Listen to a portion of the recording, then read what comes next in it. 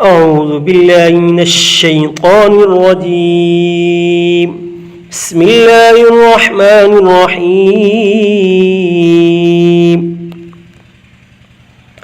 ياسين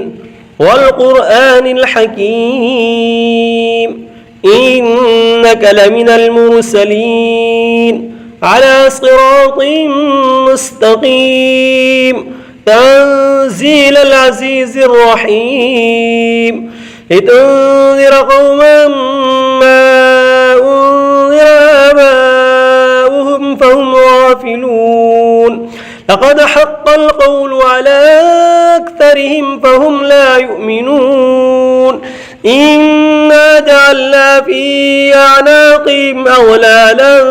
فهي إلى الأذقان فهم مقمحون وجعلنا من بين أيديهم سدا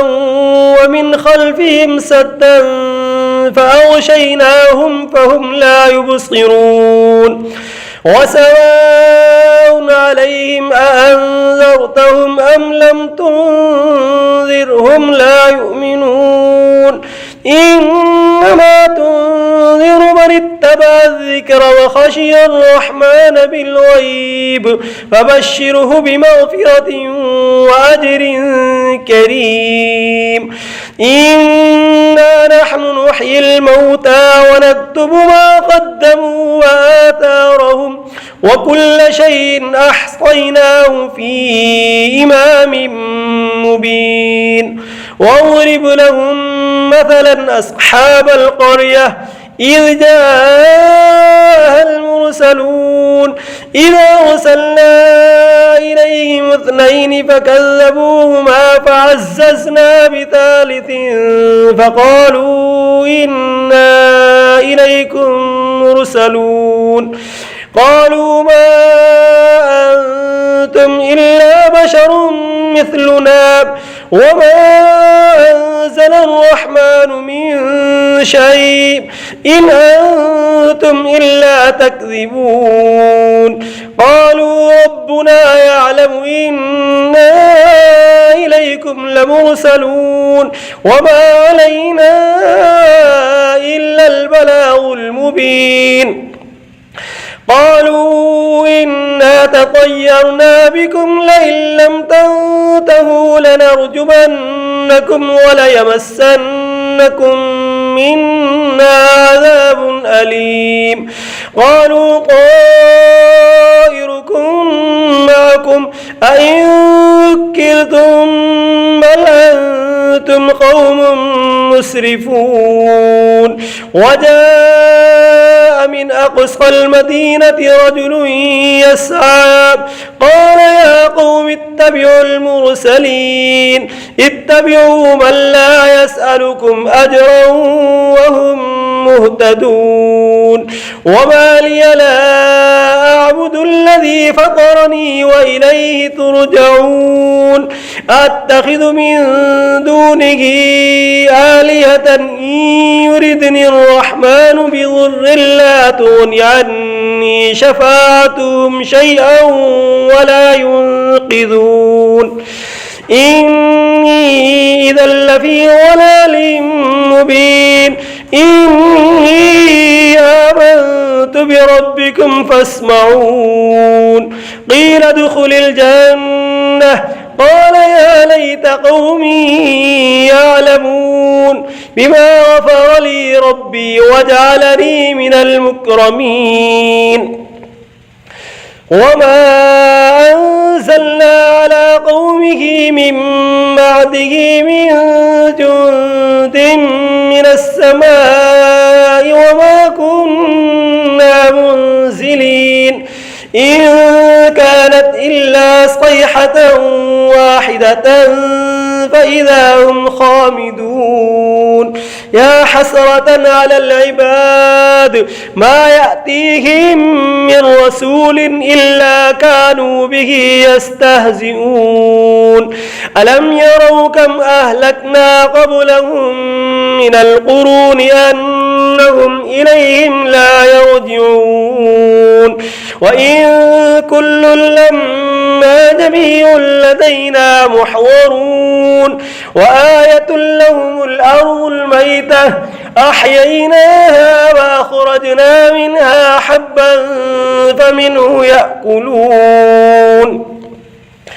وجعلنا فيها جنات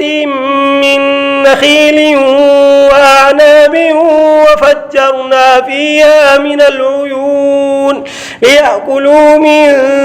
ثمره وما عملته أيديهم أفلا يشكرون سبحان الذي خلق الأزواج كلها مما تنبت الأرض ومن أنفسهم ومما لا يعلمون وآية لهم الليل نسلخ منه النهار فإذا هم مظلمون والشمس تجري لمستقر لها ذلك تقدير العزيز العليم والقمر قدرناه منازل حتى عاد كالعرجون القديم لا الشمس ينبغي لها أن تدرك القمر ولا الليل سابق النهار وكل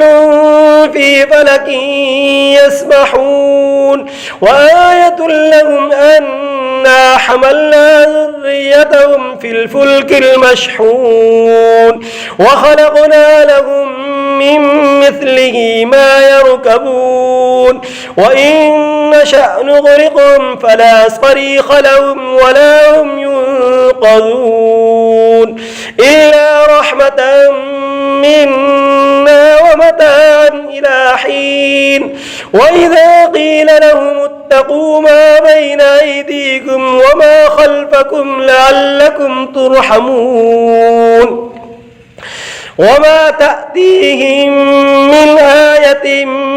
من آيات ربهم إلا كانوا عنها معرضين وإذا قيل لهم أنفقوا مما رزقكم الله قال الذين كفروا للذين آمنوا أنطعم من لو يشاء الله وطعمه إن أنتم إلا في ضلال مبين ويقولون متى هذا الوعد إن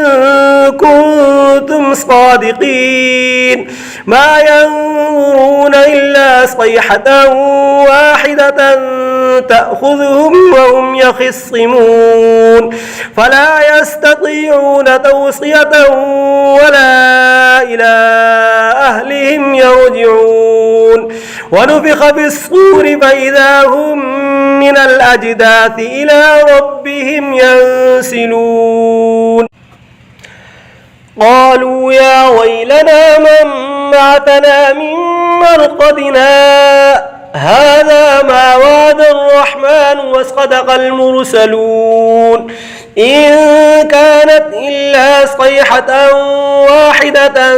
فإذا هم جميع لدينا محضرون فاليوم لا تظلم نفس شيئا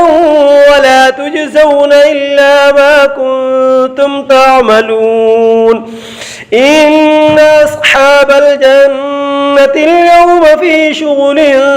فاكهون هم وأزواجهم في ظلال على الأرائك متكئون لهم فيها فاكهة ولهم ما يدعون سلام قولا من رب رحيم وامتازوا اليوم أيها المجرمون ألم أعهد إليكم يا بني آدم ألا تعبدوا الشيطان إنه لكم عدو مبين وأن اعبدوني هذا صراط مستقيم ولقد أضل منكم جبلا كثيرا أفلم تكونوا تعقلون هذه جهنم جهنم التي كنتم توعدون اصلوها اليوم بما كنتم تكفرون اليوم نختم على أفواههم وتكلمنا أيديهم وتشهد أرجلهم بما كانوا يكسبون ولو نشاء لطمسنا على أعينهم فاستبقوا الصراط فأنى يبصرون ولو نشاء لمسخناهم على مكانتهم فما استطاعوا مضيا ولا يرجعون ومن نؤمره ننكسه في الخلق فلا يعقلون وما علمناه الشعر وما ينبغي له إن هو إلا ذكر وقرآن مبين لينذر من كان حيا ويحق القول على الكافرين أولم يروا أنا خلقنا لهم مما عملت أيدينا أنعاما فهم لها مالكون وذللناها لهم فمنها ركوبهم ومنها يأكلون ولهم فيها منافع ومشارب وفلا يشكرون واتخذوا من دون الله آلهة لعلهم ينصرون لا يستطيعون نصرهم وهم لهم جند محضرون فلا يحزنك قولهم إنا نعلم ما يسرون وما يعلنون أولم ير الإنسان أنا خلقناه من نطفة فإذا هو خصيم مبين وضرب لنا مثلا ونسي خلقه قال من يحيي العظام وهي رميم قل يحييها الذي أنشأها أول مرة وهو بكل خلق عليم الذي جعل لكم من الشجر الأخضر نارا فإذا أنتم منه توقدون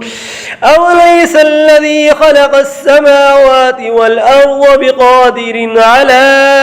أن يخلق مثلهم بلى وهو الخلاق العليم إنما أمره إذا أراد شيئا أن يقول له كن فيكون فسبحان الذي بيده ملكوت كل شيء وإليه ترجعون بسم الله الرحمن الرحيم الرحمن علم القرآن خلق الإنسان علمه البيان الشمس والقمر بحسبان والنجم والشجر يسجدان والسماء رفعها ووضع الميزان ألا تطغوا في الميزان وأقيموا الوزن بالقسط ولا تخسروا الميزان والأرض وضعها للأنام فيها فاكهة والنخل ذات الأكمام والحب ذو العصف والريحان فبأي آلاء ربكما تكذبان خلق الإنسان من صلصال كالفخار وخلق الجان من مارد من نار فبأي آلاء ربكما تكذبان رب المشرقين ورب المغربين فبأي آلاء ربكما تكذبان مرج البحرين يلتقيان بينهما برزخ لا يبغيان فبأي آلاء ربكما تكذبان يخرج منهما اللؤلؤ والمرجان فبأي آلاء ربكما تكذبان وله الجوار المنشآت في البحر كالأعلام فبأي آلاء ربكما تكذبان كل من عليها فان ويبقى وجه ربك ذو الجلال والإكرام فبأي آلاء ربكما تكذبان يسأله من في السماوات والأرض كل يوم هو في شأن فبأي آلاء ربكما تكذبان سنفرغ لكم أيها الثقلان فبأي آلاء ربكما تكذبان يا معشر الجن والإنس إن استطعتم أن تنفذوا من أقطار السماوات والأرض فانفذوا لا تنفذون إلا بسلطان فبأي آلاء ربكما تكذبان يرسل عليكما شواظ من نار ونحاس فلا تنتصران فبأي آلاء ربكما تكذبان فإذا انشقت السماء فكانت وردة كالدهان فبأي آلاء ربكما تكذبان فيومئذ لا يسأل عن ذنبه إنس ولا جان فبأي آلاء ربكما تكذبان يعرف المجرمون بسيماهم فيؤخذ بالنواصي والأقدام فبأي آلاء ربكما تكذبان هذه جهنم التي يكذب بها المجرمون يطوفون بينها وبين حميم آن فبأي آلاء ربكما تكذبان ولمن خاف مقام ربه جنتان فبأي آلاء ربكما تكذبان ذواتا أفنان فبأي آلاء ربكما تكذبان فيهما عينان تجريان فبأي آلاء ربكما تكذبان فيهما من كل فاكهة زوجان فبأي آلاء ربكما تكذبان متكئين على فرش مطائنها من استبرق وجنى الجنتين دان فبأي آلاء ربكما تكذبان فيهن قاصرات الطرف لم يطمثهن إنس قبلهم ولا جان فبأي آلاء ربكما تكذبان كأنهن الياقوت والمرجان فبأي آلاء ربكما تكذبان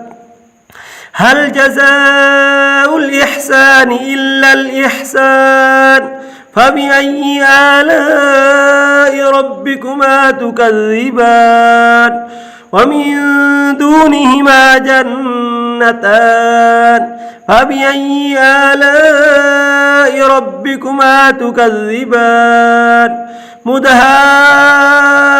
مدهامتان فبأي آلاء ربكما تكذبان فيهما عينان نضاختان فبأي آلاء ربكما تكذبان فيهما فاكهة ونخل ورمان فبأي آلاء ربكما تكذبان فيهن خيرات حسان فبأي آلاء ربكما تكذبان حور مقصورات في الخيام فبأي آلاء ربكما تكذبان لم يطمثهن إنس قبلهم ولا جان فبأي آلاء ربكما تكذبان متكئين على رفرف خضر وعبقري حسان فبأي آلاء ربكما تكذبان تبارك اسم ربك ذي الجلال والإكرام بسم الله الرحمن الرحيم تبارك الذي بيده الملك وهو على كل شيء قدير الذي خلق الموت والحياة ليبلوكم أيكم أحسن عملا وهو العزيز الغفور الذي خلق 7 سماوات طباقا ما ترى في خلق الرحمن من تفاوت فارجع البصر هل ترى من فطور ثم ارجع البصر كرتين ينقلب إليك البصر خاسئا وهو حسير ولقد زينا السماء الدنيا بمصابيح وجعلناها رجوما للشياطين وأعتدنا لهم عذاب السعير وللذين كفروا بربهم عذاب جهنم وبئس المصير إذا ألقوا فيها سمعوا لها شهيقا وهي تفور تكاد تميز من الغيظ كلما ألقي فيها فوج سألهم خزنتها ألم يأتكم نذير قالوا بلى قد جاءنا نذير فكذبنا وقلنا ما نزل الله من شيء إن أنتم إلا في ضلال كبير وقالوا لو كنا نسمع أو نعقل ما كنا في أصحاب السعير فاعترفوا بذنبهم فسحقا لأصحاب السعير إن الذين يخشون ربهم بالغيب لهم مغفرة وأجر كبير وأسروا قولكم أو اجهروا به إنه عليم بذات الصدور ألا يعلم من خلق وهو اللطيف الخبير هو الذي جعل لكم الأرض ذلولا فامشوا في مناكبها وكلوا من رزقه وإليه النشور أمنتم من في السماء أن يخسف بكم الأرض فإذا هي تمور أم أمنتم من في السماء أن يرسل عليكم حاصبا فستعلمون كيف نذير ولقد كذب الذين من قبلهم فكيف كان نكير أولم يروا إلى الطير فوقهم صافات ويقبضن ما يمسكهن إلا الرحمن إنه بكل شيء بصير أمن هذا الذي هو جند لكم ينصركم من دون الرحمن إن الكافرون إلا في غرور أمن هذا الذي يرزقكم إن أمسك رزقه بل لجوا في عتو ونفور أفمن يمشي مكبا على وجهه أهدى أمن يمشي سويا على صراط مستقيم قل هو الذي أنشأكم وجعل لكم السمع والأبصار والأفئدة قليلا ما تشكرون قل هو الذي ذرأكم في الأرض وإليه تحشرون ويقولون متى هذا الوعد إن كنتم صادقين قل إنما العلم عند الله وإنما أنا نذير مبين فلما رأوه زلفة سيئت وجوه الذين كفروا وقيل هذا الذي كنتم به تدعون قل أرأيتم إن أهلكني الله ومن معي أو رحمنا فمن يجير الكافرين من عذاب أليم قل هو الرحمن آمنا به وعليه توكلنا فستعلمون من هو في ضلال مبين قل أرأيتم إن أصبح ماؤكم غورا فمن يأتيكم بماء معين صدق الله العظيم.